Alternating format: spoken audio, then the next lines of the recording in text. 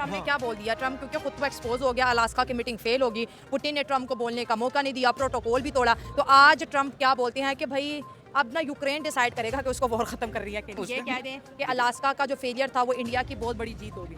India अपने बात पे स्टैंड रहा, रशिया के साथ खड़ा रहा और रशिया अमेरिका के अंदर अमेरिका को अच्छी खासी सुना क्या है, बल्कि दुनिया को भी बता के आए कि भाई हम यहाँ पे किसी प्रेशर में नहीं आए, हम एज अ नेबर कंट्री आए। और जो उन्होंने कहते B2B मीटिंग की है ट्रम्प के साथ, वो एक वाज़ेह जेस्चर, इसमें अमेरिका के अंदर मातम हो रहा है कि भाई पुतिन आया और ट्रम्प को मुंह पे सुना के चला गया, प्रोटोकॉल ब्रेक करके चला गया।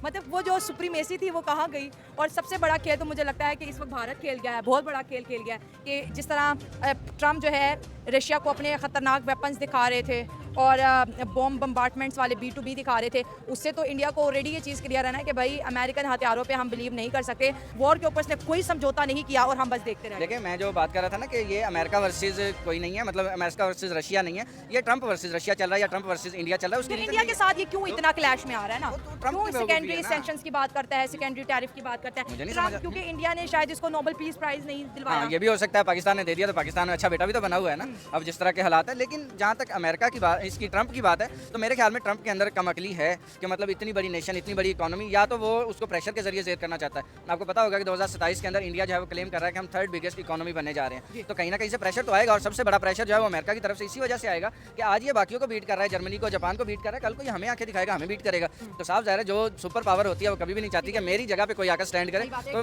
नमस्कार दोस्तों, टुडे पाक न्यूज़ में आपका स्वागत है। तो ये अलास्का में जो मीटिंग हुई डोनाल्ड ट्रम्प और पुतिन की, तो इस पर पाकिस्तान में चर्चा हो रही है और इंडिया की क्या भूमिका रही कि इंडिया की वजह से PM पुतिन ने प्रोटोकॉल तोड़ा और अलास्का में PM मोदी की बात हुई। तो भाई ये PM मोदी के पीछे क्यों पड़ा है, तो इस पर बात हो रही है टैरिफ के ऊपर।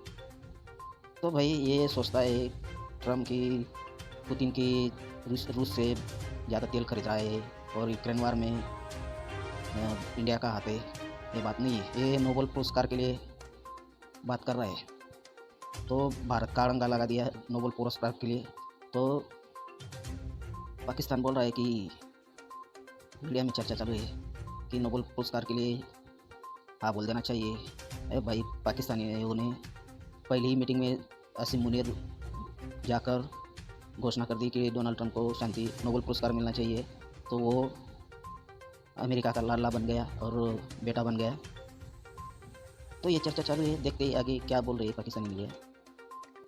मेरे ख्याल ये हाँ, तो लेकिन ट्रम्प ने ये बोला है कि अब जंग मैं नहीं रुकवाऊंगा, यूक्रेन खुद रुकवाएगा, ज़ेलेंस्की फैसला करेगा। मेरा नहीं ये क्या है, मतलब कैसा देखिए, स्टेटमेंट? पाकिस्तान वर्सेस इंडिया के अंदर भी यही हुआ कि ट्रम्प ने अब तक मेरे ख्याल कोई 36 या 38 टाइम्स बोल चुका है ट्रम्प कि पाकिस्तान इंडिया की जंग जो थी वो मैंने रुकवाई थी। ठीक है, जबकि इंडिया ये क्लेम नहीं कर रहा। ठीक है, या तो एक इतनी बड़ी इकोनॉमी, इतनी बड़ी नेशन जो है वो मान ले आपका स्टांस जो आप बात कर रहे हो, ठीक है, वो नहीं मान रही। अब उसको लगता है कि मतलब यूक्रेन और रशिया की जंग जो है वो भी मैं, भाई यूक्रेन और रशिया की जंग तब रुकेगी जब पुतिन चाहेगा, जब रशिया चाहेगा। ना ट्रम्प का उसमें कोई लेना देना, ना ही यूक्रेन का लेना देना, लेकिन मेरे ख्याल में जंग वैसे रुक जानी चाहिए। तो इसमें इंडिया का रोल भी बहुत ज़्यादा अहम मुझे इसलिए लग रहा है क्योंकि अभी जिस तरह उन्होंने अपने महबूब यानी अमेरिका से गंदा धोखा खाया है, इस वजह से अभी रशिया को इंडिया को पता लग रहा है कि मेरे जो ट्रस्टेड पार्टनर्स है वो रशिया ही है। जिस तरह उन्होंने 1971 में बहुत सारे कारगिल वार में उन्होंने खुला सपोर्ट किया था इंडिया की जरूरत नहीं है। अब इस लाइन के बाद हम चले जाते हैं थोड़ा सा बैकड्रॉप के ऊपर। हाँ। अब देखें कि इंडिया जो है वो इन दोनों के दरमियान में इस तरह खड़ा हुआ है कि मतलब हर कोई चाहता है कि इंडिया हमारे साथ अलाइन हो जाए। हाँ, ठीक ठीक हो है, गया। असल चीज़ वही थी कि आपने पिछले दिनों में देखा होगा कि ट्रम्प ने बड़े इंडिया के ऊपर टैरिफ वगैरह लगाना शुरू कर दिया और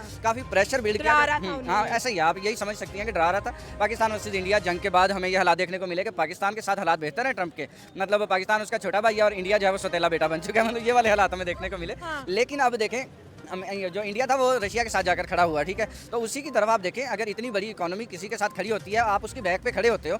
अगर पुतिन जो है, पुतिन ने अगर इस तरह की कोई हरकत करनी होती वो पहले कर देता, कोई 10 साल पहले कर देता, 5 साल पहले कर देता। पॉइंट ये था कि उसको पता था कि इंडिया मेरी बैक पे खड़ा है, अगर मैं यहाँ पे कोई जेस्चर ऐसा दूंगा तो इंडिया ज़्यादा मतलब हैप्पी फील करेगा और मेरे साथ ज़्यादा अलाइन होगा कि भाई चलो किसी ना किसी ने तो जाकर हमारा जवाब दिया ना। ठीक है, मतलब प्रोटोकॉल ही तोड़ दिया। ऑब्वियसली आप देखें, ये भी मैसेज दिया होगा कि अमेरिका मेरे लिए इतना इंपॉर्टेंट नहीं वो तो है। वैसे भी नहीं है ना, पुतिन के लिए वैसे भी अमेरिका इंपॉर्टेंट नहीं है। आपने देखा होगा अमेरिका की आंखों में आंखें अगर किसी ने डाली है तो वो रशिया ही हमें डालता हुआ दिखाई दे रहा है। जब से हम बच्चे थे और जवान हुए इसी टाइम पे हमने यही देखा है कि रशिया उसको डालता हुआ आंखों में आंखें डालता हुआ दिखाई दे रहा है। अब बात कर लें आप इंडिया का जो बीच के अंदर अलाइन नजर आ रहा है, आपने देखा होगा मेरे ख्याल क्रूड ऑयल की कोई ट्रेड थी उनकी, अमेरिका ने मना किया कि आपने रशिया से नहीं लेना, तो उन्होंने उसके बावजूद कि सस्ता मिल रहा है हम जाकर लेंगे, उसके बाद आप अभी भी ले रहे हैं, ज्यादा ले मैं रहे हैं। अभी की बात कर रहा हूँ कि अभी भी ले रहे हैं। पिछले साल भी एक उनकी डील हुई थी, इस साल भी डील हुई है। लेकिन आप एस जयशंकर का बयान देखें अमेरिका के अंदर, पहले जाकर उन्होंने दिया था पिछले साल कि भाई अमेरिका हमें ना सिखाए कि हमने अपनी डिप्लोमेसी जो है, हमने अपने फॉरेन अफेयर्स जो हैं वो कैसे चलाने हैं। ठीक है, मतलब अमेरिका अपने काम से काम रखे, हमें अपने काम से काम रखने दें। हमें बहुत बेहतर पता है कि हमने अपनी सियासत, अपनी पॉलिटिक्स, हमने अपनी तिजारत किस तरीके से करनी है। अब इंडिया ने तो एक तरफ से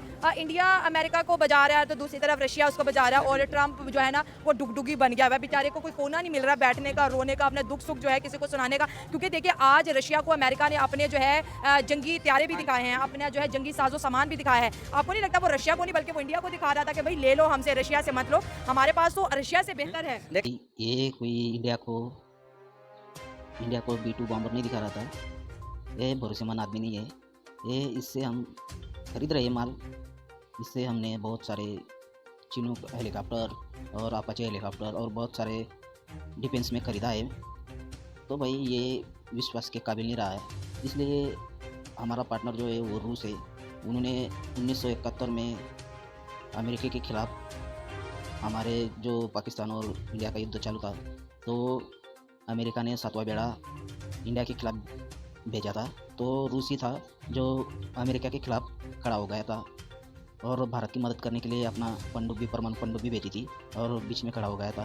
भाई उसने ऐलान कर दिया था इंडिया पर, जब उन्होंने अटैक किया तो हम सीधे तुम्हारे ऊपर परमाणु बम फेंक देंगे। तो ये होता है दोस्ती। तो ये अलास्का मीटिंग में ये डोनाल्ड ट्रम्प अपना नोबेल पुरस्कार के लिए, शांति पुरस्कार के लिए गिड़गिड़ा रहा है, ये शांति हो जाए और मुझे पुरस्कार मिल जाए, बस यही। और मीटिंग से पहले ही इनके मंत्री इंडिया को धमकियाँ दे रहे थे और बोल रहे थे ये वार्ता फेल हुई तो और टैरिफ लगेगा इंडिया के ऊपर, और ऐसी ऐसी धमकी दे रहे थे भाई। और मीटिंग के बाद में भी जब निकले तो डोनाल्ड ट्रम्प ने बोल दिया कि सेकेंडरी टैरिफ लगेगा भारत के ऊपर, ये भी बोल दिया है। तो आगे क्या होता है क्या मालूम, लेकिन ये डोनाल्ड ट्रम्प वार्ता ख़त्म होते ही नतीजे पर नहीं पहुंचेगी तो ये सीधे सीधे बोल देगा कि हमने तो वार्ता की लेकिन यूरोपियन देश ये अड़े रहे, और यूरोपियन देशों के पीठ पर ये रूस का जो बोझ था वो यूरोपियन देशों के ऊपर और जेलेंस्की के ऊपर डाल देगा भाई। वो बोल देगा कि मैं तो शांति के लिए लाया था, फिर भी तुम नहीं मान रहे, तुम अड़िग रहे और तुम अनाप शनाप बातें बोल रहे हो। मैंने तो समझौता के लिए तुमको एक टेबल पर लाया था लेकिन तुम मान नहीं रहे हो और कुछ भी बयानबाजी कर रहे हो, और इसकी वजह से शांति नहीं हुई। ये डोनाल्ड ट्रम्प जेलेंस्की और यूरोपियन देशों के ऊपर खुद रूस का बोझ इनके ऊपर डाल दिया भाई। अब रूस का भी बोलने को हो जाएगा हम तो शांति के लिए मानने को तैयार थे, लेकिन ये यूरोपियन देश और जेलेंस्की ये कभी माना नहीं और मान नहीं रहा है, तो ये उल्टी पलटी हो जाएगी। डोनाल्ड ट्रम्प सीधे इनके ऊपर डाल देगा ब्लेम यूरोपियन देशों में।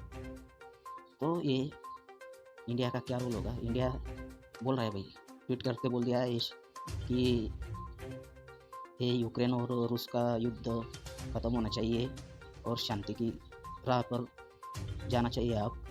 तो इंडिया की EMI ने ट्वीट कर जानकारी दी। तो भाई ये डोनाल्ड ट्रम्प ये सिर्फ शांति वार्ता के लिए और शांति पुरस्कार के लिए गिड़गिड़ा रहा है। अरे चाइना इनसे कितना माल खरीद रहा है रूस से, और उन पर प्यार जता रहा है डोनाल्ड ट्रम्प, और ये सब भारत के पीछे पड़ चुके हैं। वो सॉफ्ट कार्नर लगता है भारत, इसकी वजह से भारत के पीछे पड़ गए हैं और भारत को यूरोपियन देश मिलकर भारत के ऊपर दबाव बना रहे हैं।